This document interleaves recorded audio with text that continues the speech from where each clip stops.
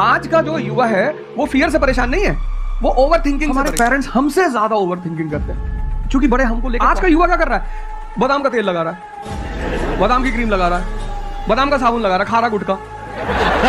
अपने समाज में जाती है तो सब तुम्हारे मेंटल स्टेटस का थोड़ी है, तो तुम्हारी सारी ऊर्जा को खींच लेते हैं। प्रेशर दूर कैसे होगा? इस पे थोड़ा सा कष्ट दो अपना, थोड़ा टेम्परेचर हाई रखो, थोड़ा बड़े पढ़िए, बड़े बड़े लोग, अंबेडकर को पढ़ो, उनका जीवन संघर्षों का, प्रभु राम का जीवन पढ़ो। ये सब संघर्ष, ये सब लोग हैं जिन्होंने जीवन में लड़ाइयां लड़ी है, आपने उनको साइडलाइन कर। जय Hind friends. Sir, I wanted to ask how to fight the basically fear that we feel. Like there are lot many fears that we face, not only in studies, but in each aspect of life. There is some kind of fear. How to fight that? How to come back? How to have that courage in life? Fear बड़ी प्यारी चीज है, हमने कुछ words को बड़ा negative बना लिया है।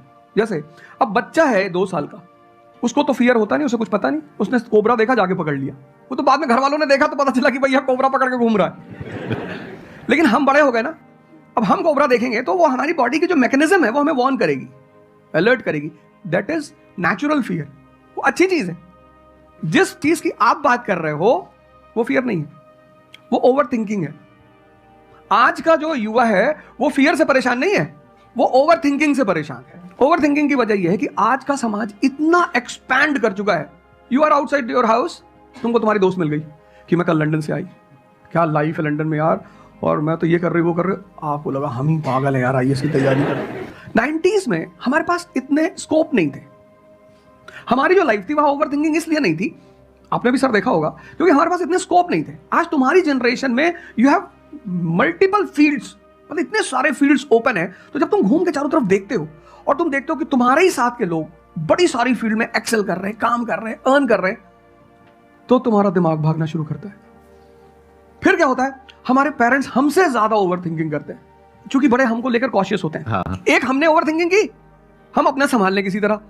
हम घर के अंदर गए, मम्मी रो रही है कि वो निशा मिली थी, 20 लाख का पैकेज है उसका। दूसरा प्रेशर तुम्हारे ऊपर आ गया।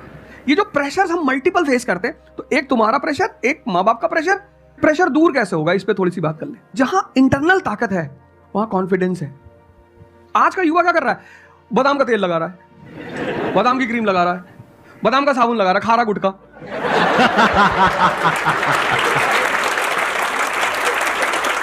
आप लोगों को चूंकि हर तरफ प्रेशर झेलना है, तो प्रेशर झेलने का सबसे अच्छा तरीका होता है इंटरनल पावर।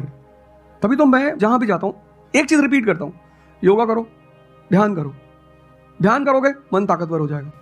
सर, आपने जैसे कि अभी बोला कि मेंटल स्टेट के लिए एक्सरसाइज करो, योगा करो, तो पहले तो मैं फिजियोथेरेपिस्ट हूँ, ठीक है। मैं सुबह से मतलब योगा या एक्सरसाइज मेरा डेली रूटीन है, करना भी और कराना भी। उसके बाद भी at the end of the day मैं डिप्रेस हो जाती हूँ। ये नहीं कि मन नहीं लगता, इस चीज़ में ही मन लगता है, फैमिली से भी पूरा मन लगता है, ठीक है। उसके बाद भी end of the day depress हो जाती हूँ। तो उसको डिप्रेशन कैसे कम करी जाए?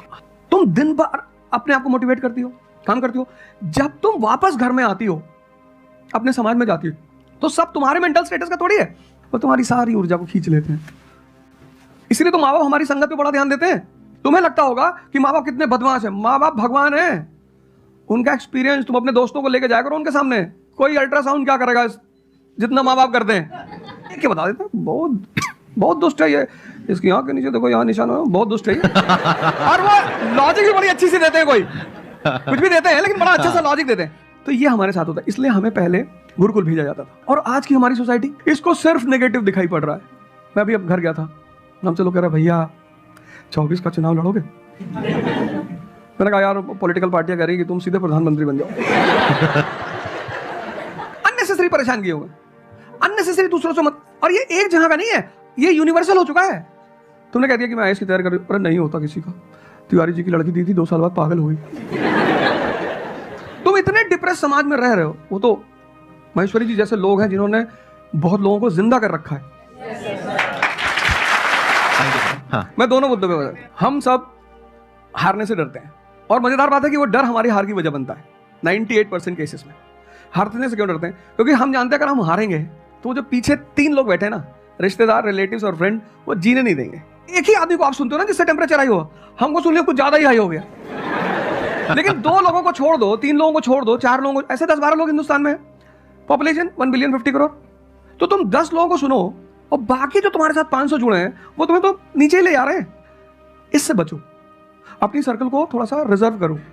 तुम किससे बात करते हो, कौन सा लिटरेचर पढ़ते हो, लिटरेचर पर ध्यान दो। मैं आश्रम में था, मैंने ज़्यादा खाना खा लिया। मेरा एक नियम है, नो एक्सरसाइज नो फूड। अगर मैं एक्सरसाइज नहीं करूँगा तो मैं खाना नहीं खाऊंगा। वहाँ एक बाबा जी, वो प्रेम में उन्होंने घी पे घी डालते चले, मैंने खा लो। फिर वो हुआ कि भाई यहाँ घूमेंगे, चारों तरफ जंगल है, डरा दिया इन लोगों ने। एक बार एक भालू एक आदमी की टांग काट के ले अरे मैंने कहा आज कोई भालू नहीं आएगा, मैं जाऊंगा। फिर मैंने 4-5 लोगों को तैयार किया अपने साथ, उनको थोड़ा मोटिवेट किया कि जंगल में घूमने से ऑक्सीजन लेवल बढ़ता है। वो लोग भी तैयार हुए कि चलो। तो हमारे साथ एक साहब अमेरिका से आए हुए थे, वो भी वॉक करने निकले, बोले हम भी चलेंगे। मैंने कहा भाई साहब क्यों जा रहे हो? कहते हम भी चलेंगे। मैं उनका नाम नहीं लूंगा। 1 किलोमीटर के बाद उन्होंने मुझसे कहा मेरे बैग में बहुत पेन हो रहा है। 1 किलोमीटर। तुम लोगों ने पता है अपने आप को कष्ट देना छोड़ दिया है। You are dying for luxury, you have become weak physically and mentally.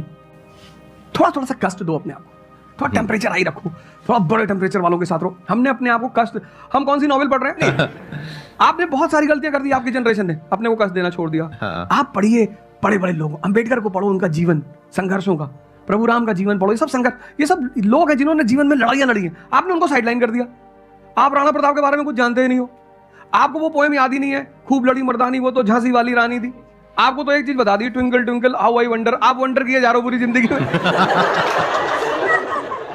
आपने कहा कि पूरे दिन मैं अपना काम करती हूँ, दैट इज फिजियोथेरेपी जो आप करते हैं, और शाम तक आते आते आपको थोड़ा सा डिप्रेस फील होता है, थोड़ा सा डाउन फील होता है, तो उसके पीछे क्या रीजन है आप बताइए। जैसे कि मैं बाकी पेशेंट देखती हूँ पूरा दिन में, हाँ। बट जब मैं घर पे आती हूँ तो मैं अपने मम्मी पापा को देखती हूँ। ठीक है। जो मैं उनको कहती हूँ कि आपको ये एक्सरसाइज करनी है, ये करना है, आपके लिए ये ज़रूरी है, वो ये नहीं करते। तो फिर वो मुझे डिप्रेस होता है कि मैं जब सबको सही करती हूँ और मैं अपने घर में ही सही नहीं कर पा रही।